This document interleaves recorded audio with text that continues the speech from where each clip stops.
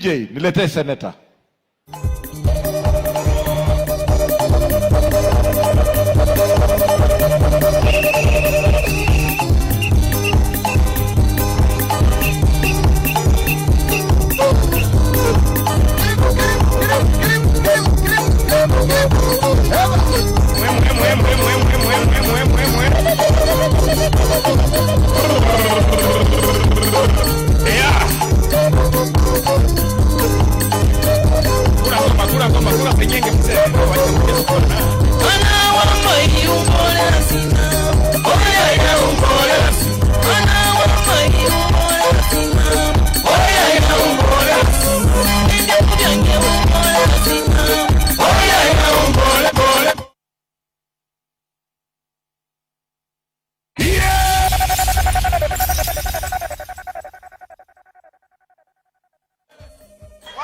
Asante. Asante DJ. Asante. Hiyo ndio ubaya ya kutembea na DJC wako. Ningekuja na Spider leo, si ndio? Vijana oe. PDF oe. Munaniona vizuri? Munaniona vizuri? Mimi ndio Sifuna. Kwa maombi yenu, kwa mapenzi ya Mwenyezi Mungu, nasimama hapa mbele yenu ikiwa ni tarehe 6 mwezi wa 3 mwaka 2026, nikiwa bado katibu mkuu wa chama cha ODM, seneta wa kaunti ya Nairobi na naibu kiranja wa walio wachache. Pole nimekuja kuchelewa, sijajua ni kina nani wako kwa hii tent. Nyinyi ni kina nani? Ati kina nani? Nyinyi pia ni mimi, na mimi ndio nyinyi. Asanteni sana. Honorable CJ Emeritus, my brother Peter Munya, all the party leaders who are here, I want to start by apologizing for coming late. I am a member of the Senate.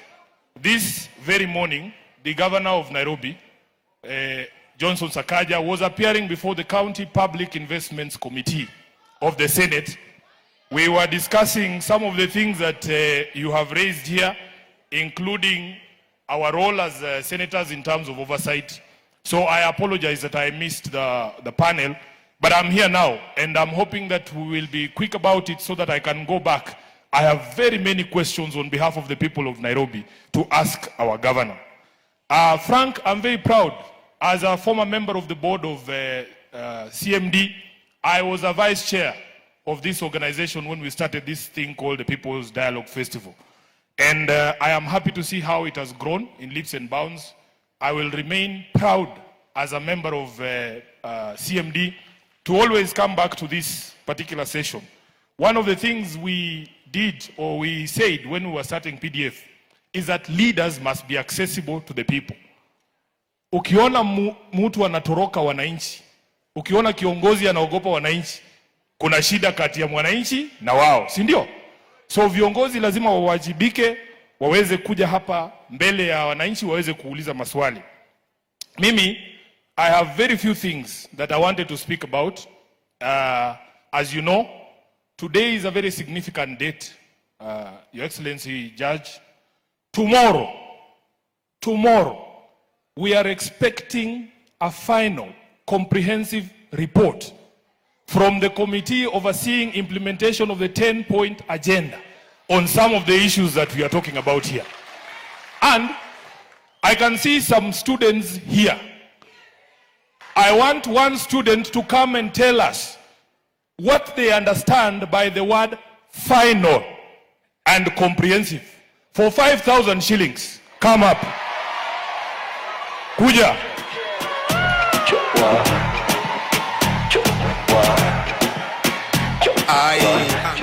I know you. I remember you. Can I have another mic? Have a chill. Tell us your name. My name is Charlene Mora from Kenswood Senior School. From? Kenswood Senior School. Now, Charlene. Yes. You said Charlene? Yes. Charlene, there are leaders in this country Yes. who do not understand what final means. What does the word final mean? The word final, I won't use hard terms or anything, but it means that they have to give us the last and not more than they have promised. Correct. You can use the word last, ya mwisho. After final, nothing else happens. Ndio? Yes. Sasa kama huyu msichana wa shule anaelewa maana ya final, wale wakora ambao wanatuambia ati baba alisema ati hiyo project iendelee, ati watu waendelee kuzungumza forever, tunawaambia washindwe wasishindwe. Haya. Kwa kujua vitu ambayo imeshinda viongozi wengine, tumpige tao yake 5, si ndio? Leo ni Friday bwana. Kamsema wenda kase toto kikena ni baba na ni we niko mavitu neza shikisha na we kama ni sema tuendele shini pete ni kame fall bungulu ako magode mini kwa mabungulu. Asante. I want a handshake. You want a what? A handshake. A handshake. Sawa. Thank you. Now, nataka niseme kwa sababu some of the issues that you have raised here were part of that MOU, Frank, including the question of auditing of debt. The agreement that was signed between my late party leader Raila Amolo Odinga and the President of the Republic of Kenya had 10 points there. The agenda was 10 points. One of them is that Kenyans wanted an audit of our debt to be able to know how much we owe, who we owe, what that money was used for. And we have been told previously by the Auditor General, because we don't borrow to finance recurrent expenditure, we are supposed to borrow to finance development. We have been told by the Auditor General then, Ouko, that the money we borrowed, for instance, from Eurobond, nobody can trace a single project to which those funds were applied. So, on Saturday, tomorrow, mapema sana, the document that was signed by Raila and the President says that the final report, comprehensive report, shall be given on the 7th of March, which is tomorrow, and not to a select group. It says to the public, to you. In fact, Frank, you should have invited that person, the chairperson of that committee, to come here tomorrow and give that report from here in front of the people. So they are telling us stories. Wanatuambia hadithi ati wataenda Tuesday wafanye sijui presentation kwa joint PG ya ODM na UDA. That agreement was not about ODM and UDA. It was about all of us. They are supposed to give a story or a report on the end of abductions and extrajudicial killings of young people. Just yesterday, one of the people here was telling me somebody was being abducted, sijui akapelekwa wapi huko. They have killed over 20 people, young people, since we signed this MOU. So tomorrow, Madam Agnes Zani, we don't want stories. We do not want stories. We signed #1 agenda on that one. On Sunday will be the International Day of Women. Kina mama oe, warembo hai. Hiyo MOU inasema they must put in place a framework by tomorrow for the implementation of the 2/3 gender rule. Kesho tukikuja, and the good thing with the Kenyan women is that you are lucky. The chairperson of the implementation committee is a woman. So, munasemanga wanaume sisi ndio shida. Yeye, she's a woman like you. Tomorrow we expect from Senator Agnes Zani a report showing the framework that has been put in place for the implementation of the 2/3 gender rule. So, for me really, I am here to encourage Kenyans to be brave. I have heard what the CJ has said. We want a country that is run on values. In fact, Your Excellency, I have argued that our constitution already has a manifesto for the sort of government that we want as Kenyans. And it is found in the preamble of our constitution. Let nobody lie to you with shiny things. I have given the example, Your Excellency, that dictators build fantastic roads. If you go to countries that are dictatorships, mutapata barabara. Dictators build stadiums. In fact, The best example is that prior to this Talanta Stadium, there were only 2 international stadiums in Kenya, Nyayo Stadium and Moi National Sports Center, Kasarani. Both of those stadiums were built by Moi. In 1987, I think, for the All Africa Games, we built Kasarani. If we ask you here, would you want to go back to the life we were living in 1987? In 1997, we had something called detention without trial. They would arrest you and take you here to Nyayo House. The torture chambers are here, survivors are here. That is not the life we wanted to live. So, a dictator will build a stadium. Democrats also build stadiums. Only one of those people will protect your rights, and that is somebody who believes in democracy.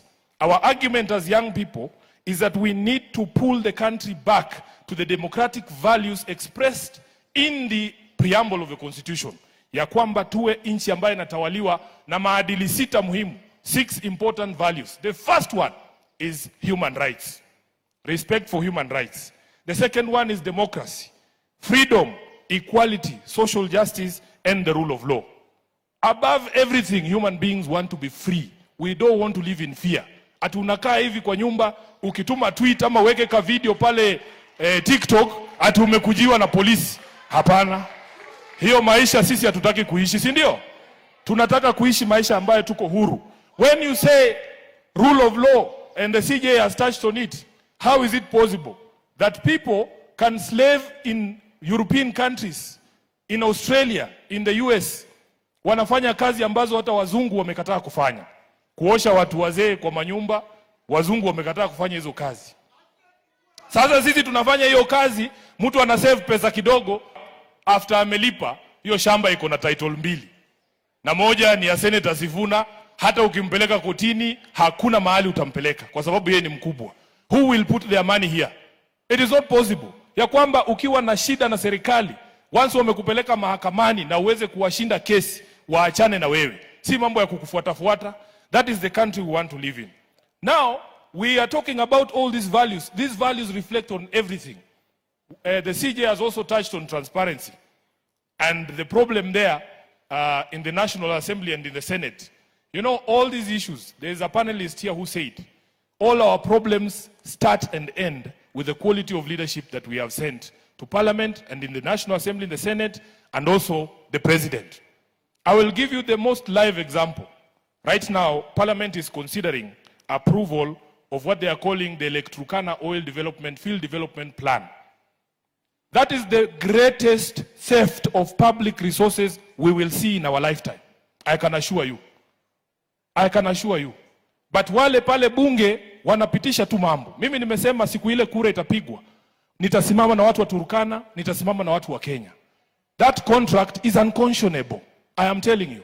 Because we will never see a shilling of that oil. Many countries have gone through this, and we are going to be the next victims. So that transparency is required. I want to say that as young people, I feel what you are saying. And I want to say I have felt the love all across the country.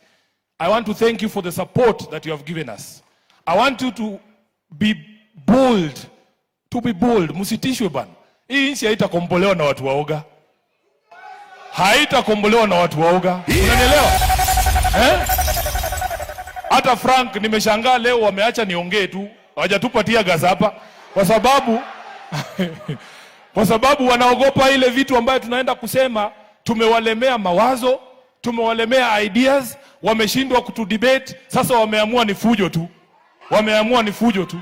Ati watutishe tusifanye mikutano yetu. Na vile tuko hapa PDF, tumesema lazima watu wapewe nafasi ya kuzungumza. We kama una maoni tofauti na Sifuna, sema yako. Hakuna shida, si ndio? Halafu wananchi wafanye nini? Waamue. Lakini hii vitu ya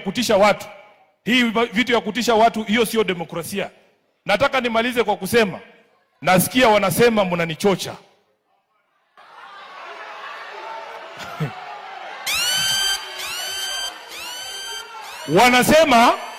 Wanasema mnanichocha, si ndio? Wanasema ni moto ya gazeti. Wanasema ni maji moto hawezi choma nyumba.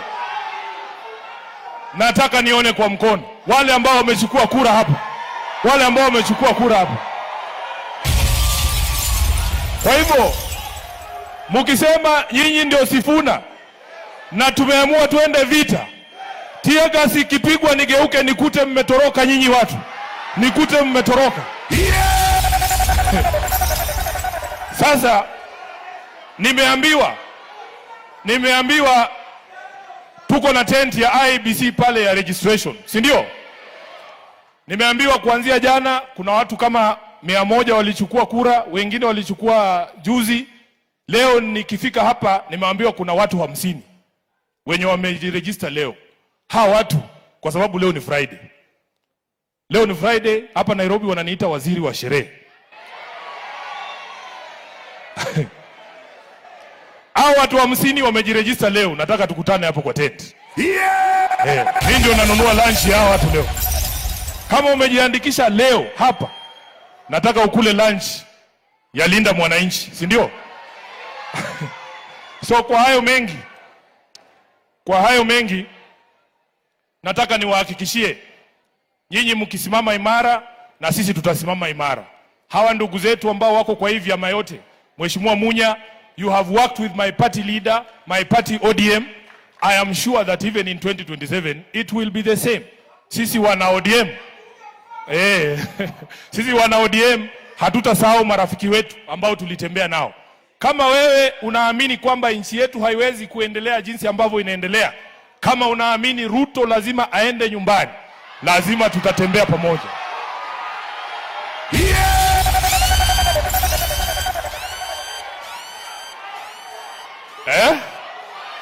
Nyinyi munasemaje? Ni one term ama ni ngapi? Munakubaliana na sisi? Tutatembea pamoja. Asanteni sana, Mungu awabariki, hatutawaangusha.